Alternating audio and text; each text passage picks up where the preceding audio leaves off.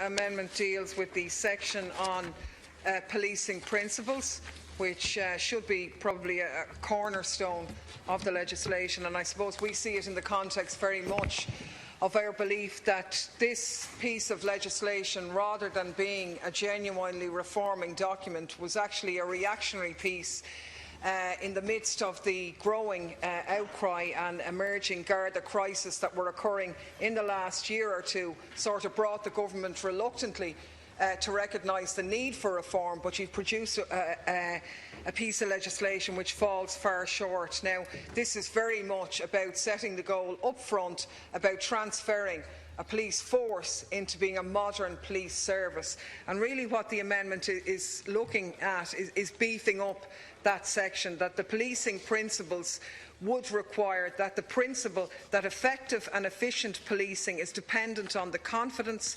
support, engagement and cooperation of local communities and every member of the Garda Síochána or member of the civilian staff of the Garda Síochána should, in carrying out his or her functions, act professionally, ethically and with integrity, carry out his or her functions with the aim of securing the support of and acting in cooperation with the local community and be guided by a code of ethics. Now, on one level you might say, well sure, that's fairly ABC stuff, it's fairly straightforward.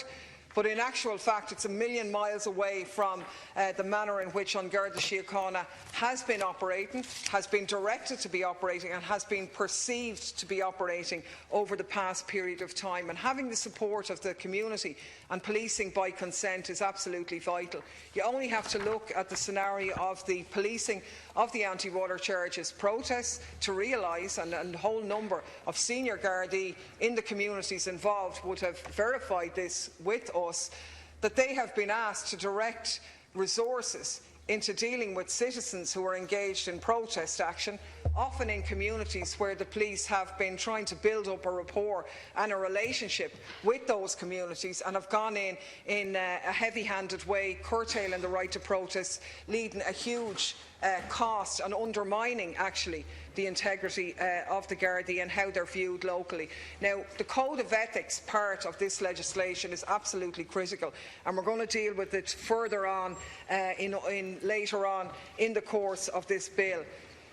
The inclusion of a code of ethics is absolutely vital. The way in which the government have put it forward is it's lost all teeth whatsoever, because now there's going to be no sanction if you breach it. Now, what is the point in having a code of ethics and then no penalties if you break that? It means the whole thing is absolutely and utterly toothless. I mean, as it stands at the moment, there was a requirement already in law under the 2005 Act to requiring the establishment of a code of ethics. We know that this minister and indeed all of her predecessors, none of them actually opted to exercise and bring in that code of ethics, but where it was to be there, the idea of breaching it was there in secondary legislation, in regulation, if you like. We very much wanted to see this at the heart of the bill, and in actual fact there's no reference at all in this Act to the publication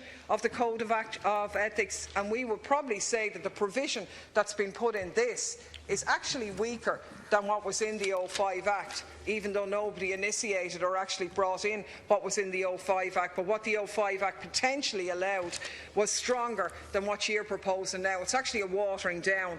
In Northern Ireland, the Code of Ethics is substantially stronger. It's a standard that's built into every operation of the PSNI. It's a standard which they're measured against.